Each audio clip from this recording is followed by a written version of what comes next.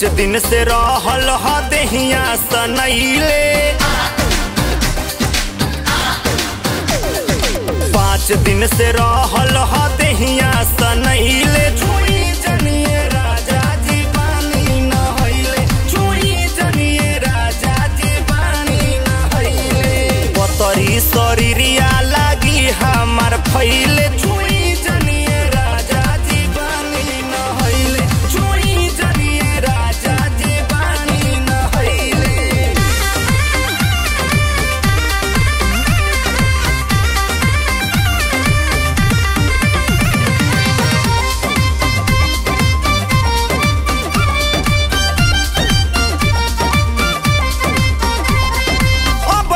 उमर तो हमार बाटे काचा, देहिया के हमारा बिगड़ जाई ढांचा। अब ही उमर तो हमार बाटे काचा, हो जाई लइका बिगड़ जाई ढांचा। हो खाई अभी जनी लइके में लइका जी, छोड़ी ना हटी होने करतानी हइका जी। लोड करी ना कुछ दिन राखी गए, रउआ हरदम रहिले खखुआइले। भइल नाया राम रहल देहिया दुखैले, छुई जनिए राजा जी पानी नहैले, छुई जनिए राजा जी पानी नहैले।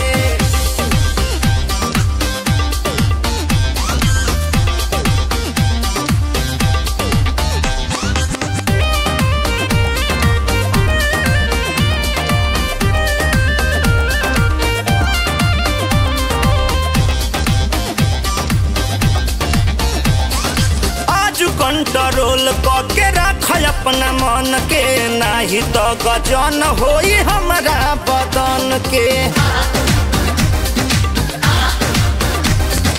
आज कंट्रोल करके रख अपना मन के, नाही तो गजन होई हमारा बदन के। मनाली मन के अपना धरी जनी कोरा में, अपन सामान हमारा भरी जनी झोरा में। निकला गेला न चाल देहिया तर के कोई